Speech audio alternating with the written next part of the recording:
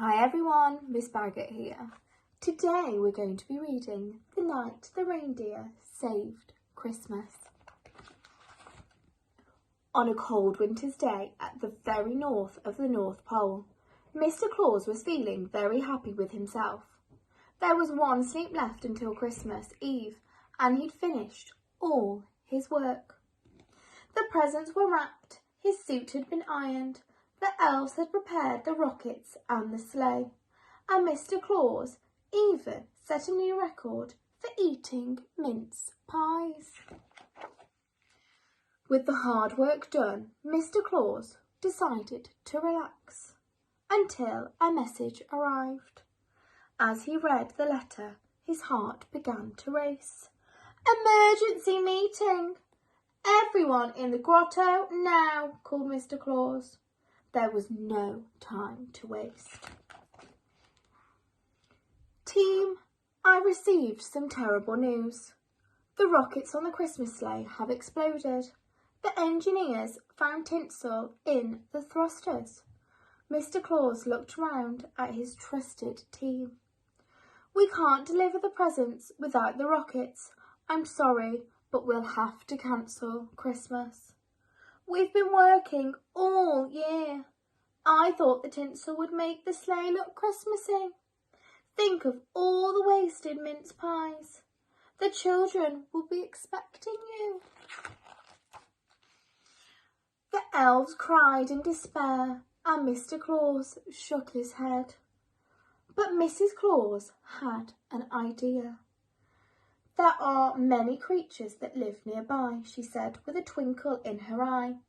"We should ask them to help us deliver the gifts. Let's spread the word."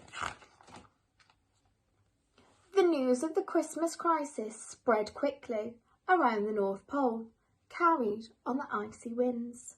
Soon all the animals lined up to show off their talents and see if they could help.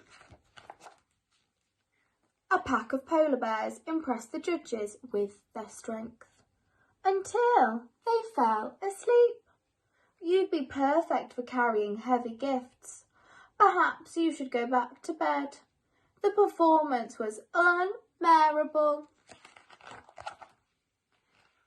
A pod of narwhals showed off their speed with a race around the bay.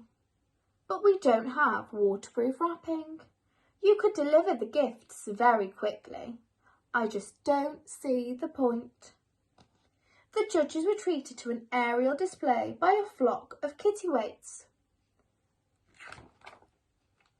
Next, a troop of Arctic foxes performed a magic act and vanished into a swirl of white snow.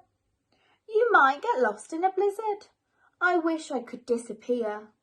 This is a disaster. I'm going for a walk to clear my head." "I need a creature that is strong as a polar bear and as fast as a narwhal, that can fly like a kittiwake and hide from sight like an Arctic fox. But I've seen all the animals of the North Pole and no one can help." But then, through the branches of the trees, Mr. Claus spied something. Two animals, fast and strong, flew through the sky. Mr. Claus blinked and they were gone. "Wait, come back," he called, then wondered to himself, who could be flying above the trees? Mr. Claus heard a crunch of snow as two reindeer appeared. "Blitzen, Comet, you gave me a fright." He chuckled. "Did you see the creatures flying through the sky?" "It was us," replied Blitzen, "but we're not meant to fly without the grown-ups." Flying reindeer? Mr. Claus had never heard of such a thing, and he lived at the North Pole for such a long time. He followed the young reindeer back to their herd and was amazed by what he saw. "I wonder," he said to Comet and Blitzen's father, "would you help me save Christmas by pulling my sleigh across the skies this Christmas Eve?" I lose my antlers each winter. All the male reindeer do. I can't fly without the antlers magic, the big reindeer replied. But my daughters keep their antlers all year. Perhaps you could ask them. Mr. Claus grinned. Maybe he wouldn't have to cancel Christmas after all.